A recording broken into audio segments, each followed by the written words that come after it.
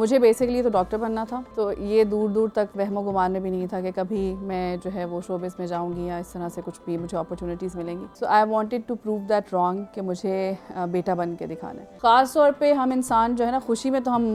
भूल जाते हैं अल्लाह को, लेकिन जब गम आता है तो हमें सबसे पहले फिर अल्लाह की ज़ात याद आती है। जब इल्म पढ़ना शुरू किया तो मुझे बड़ी खूबसूरत हदीस मैंने पढ़ी। सो इसने मुझे इतना जिसे कहते हैं ना कि मुझे ये रियलाइजेशन दिलाई कि मे भी शायद कोई एक स्टेप मैंने शायद लिया था अल्लाह की तरफ।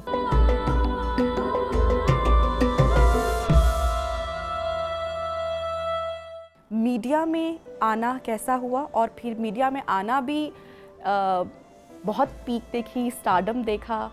मोस्ट फेवरेट एक्ट्रेस रही आप उस टाइम पे। सो ये जर्नी का आगाज़ कैसे हुआ? ओके, बेसिकली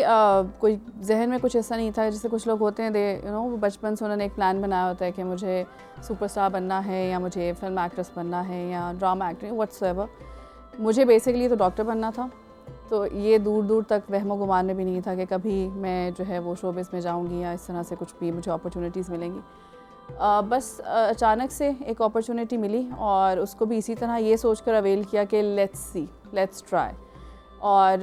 बस वो एक से दूसरी चीज़, दूसरी से तीसरी चीज़,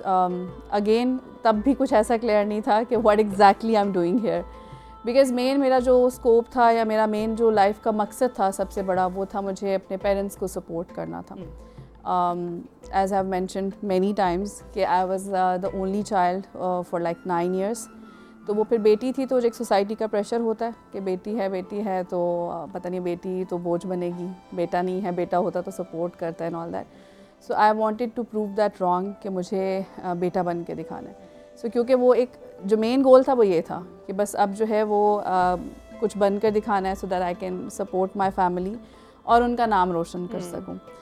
सो इसी बेसिस पे बस फिर जो अपॉर्चुनिटीज़ आती रही अवेल करते रहे and eventually I ended up being TV actress. वैसे I did hosting, as you mention, hosting भी की, मॉडलिंग भी, सब कुछ।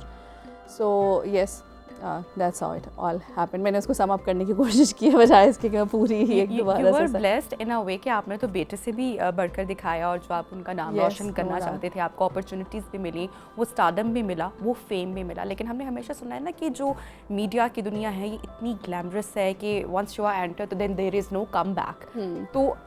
और उस टाइम पे, उस एज में जब इतना स्टारडम, और वो टाइम भी इस तरह का था कि बहुत सारे चैनल्स नहीं होते थे, और अगर आपका कोई एक प्ले, एक ड्रामा हिट हो गया तो आप सब लोग पहचान भी रहे हैं। उस टाइम पे इस तरह का डिसीजन लेना, that must be very tough. क्या हुआ, ये कैसे डिसीजन ले लिया और कितना मुश्किल था? मुश्किल शायद नहीं था इतना ज़्यादा, इस वजह से कि जब आपके पास रीज़न्स होती हैं ना और आंसर्स होते हैं कि अगर आप अपनी लाइफ में कोई स्टेप लेना चाहते हैं। फॉर एग्ज़ाम्पल, जब मैंने शोबिस ज्वाइन किया था तो तब भी मेरे पास आंसर्स थे कि मैं क्यों कर रही हूँ, किसके लिए कर रही हूँ और क्या कर रही हूँ। सो जब मैंने ये डिसीजन भी लेना था तो आई डिड हैव आंसर्स, मुझे वो आंसर्स मिल चुके थे, क्योंकि वाइल आई वाज वर्किंग उसी दौरान में जो है अल्लाह ताला ने मेरे लिए ऐसे रास्ते खोल दिए थे कि जिसके थ्रू मैं कुरान की ऐसी आयत पढ़ रही थी जो उससे पहले कभी मुझे उस तरह से किसी ने ट्रांसलेट करके नहीं बताया था। ऐसी अहादीस मेरे सामने आ रही थी जो उससे पहले कभी किसी ने मुझे उस तरह से नहीं बताई थी, क्योंकि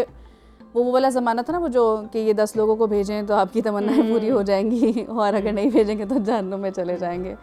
सो वो वाली अहादीस ही पहुँचती थी, छोटी छोटी सी, कि बस ये इतनी दफ़ा पढ़ लें और ऐसे कर लें वैसे कर लें। But there is a lot to it actually. जब हम जाते हैं इस्लामिक स्टडीज़ में, जब हम उसको एक्सप्लोर करते हैं तो हमें रियलाइजेशन होती है कि एक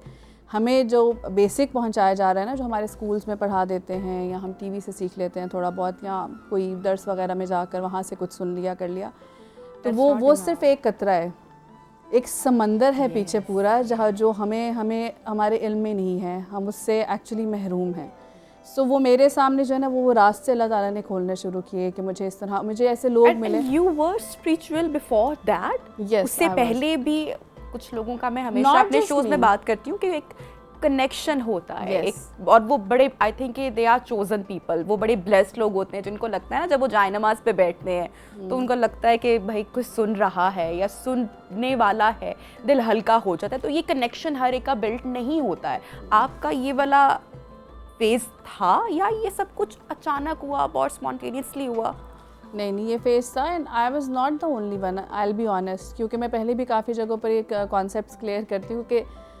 समहाउ जब हम सोशल मीडिया पे भी जाकर सेलिब्रिटीज़ के कमेंट सेक्शन में कभी घुस जाए ना, तो बड़ा अफसोस होता है देख के कि ना एक लोगों ने अजीब ही कोई पर्सपेक्टिव बना लिया हुआ है कि पता नहीं ये, एक तो हमें वो लोग मिलते हैं ना जो फ़ैन हैं और पसंद कर रहे हैं और अप्रिशिएट कर रहे हैं, फिर कुछ ऐसे लोग मिलते हैं जो पता नहीं क्यों उनको ऐसा लगता है कि ये जो एक्टर्स हैं ये कोई पता नहीं कहीं ख़राब जगह से आए हैं और ये कोई बुरे लोग हैं और पता नहीं ये तो मतलब इनको दीन आता ही नहीं होगा, इनको अल्लाह का पता ही नहीं होगा। So that's not the thing. So I was not the only one, बल्कि मेरे साथ और लोग भी होते थे जो अल्हम्दुलिल्लाह नमाज़ पढ़ रहे थे और स्पेशली रमज़ान जब आता था तो सेट पर भी पूरा इफ्तारी का अहतमाम होता था, सब कुछ होता था, सब रोज़े भी रखते थे। सो येस, मेरे ऊपर वाला time, I will be honest, technically वो टाइम शुरू से था क्योंकि मेरी जो अपनी फैमिली है, जैसे मेरी मदर थी, she was very incline towards दीन, तो नमाज का पूछना, नमाज का एहतमाम करना, even while I was working अगर मैं घर जाऊंगी तो अब्बू पूछते थे, डांटते थे कि हाँ नमाज तो तुमने कोई नहीं पढ़ी होगी ना, तो फिर मैं उनको कह रही होती थी, एक्सक्यूज़ दे रही होती थी कि नहीं अब्बू आज काम बहुत था, ये था वो था, तो इंक्लाइंड में थी शुरू से। ख़ास तौर पे हम इंसान जो है ना, खुशी में तो हम भूल जाते हैं अल्लाह को, लेकिन जब गम आता है तो हमें सबसे पहले फिर अल्लाह की ज़ात याद आती है। So when ever I was going through any such incident, ऐसी कोई भी फीलिंग थी, कहीं पर भी बहुत मैं दुखी थी अगर, या कोई भी परेशानी लाइफ में चल रही थी, तो मेरा शुक्र है कि अल्लाह की तरफ ही रुख होता था सबसे पहले। और उस टाइम में 2009 और 10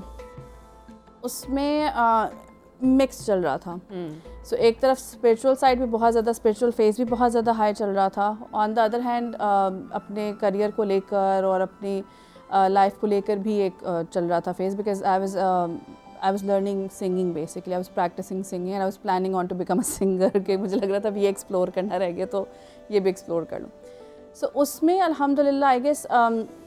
जब मैंने इल्म पढ़ना शुरू किया तो मुझे बड़ी खूबसूरत हदीस मैंने पढ़ी। उसका मफ़हूम ये था कि जब इंसान अल्लाह की तरफ एक कदम बढ़ाता है तो अल्लाह 10 कदम चल कर आते हैं, अगर इंसान चल कर जाता है तो वो दौड़ कर आते हैं। सो इसने मुझे इतना जिसे कहते हैं ना कि मुझे ये रियलाइजेशन दिलाई कि मे भी शायद कोई एक स्टेप मैंने शायद लिया था अल्लाह की तरफ, उस अपने स्पिरिचुअल फेज़ में मैंने कोई नियत बांधी थी, क्या मैंने ऐसी कोई दुआ की कि मुझे लगता है कि शायद अल्लाह ताला ने वाकई ही, मैंने एक कदम बढ़ाया उन्होंने 10 बढ़ाए, और फिर जब मैं चली तो फिर मुझे लगता है कि वो दौड़ कर आए, उन्होंने मुझे थाम लिया अल्हम्दुलिल्लाह। तो ये डिसीजन लेना, जब हम इस तरह के कोई डिसीजंस लेते हैं, आप रिकग्नाइज हो रहे होते हो, अच्छा कमा रहे होते हैं, हमारी सोसाइटी में फिर बहुत सारे लोग भी तो हमारे साथ कनेक्टेड होते हैं, वो हमें एडवाइस भी कर रहे होते हैं कि नहीं ये मत करो, ये सही नहीं है, या ठीक है इसके साथ कंटिन्यू कर लो या छोड़ दोगी।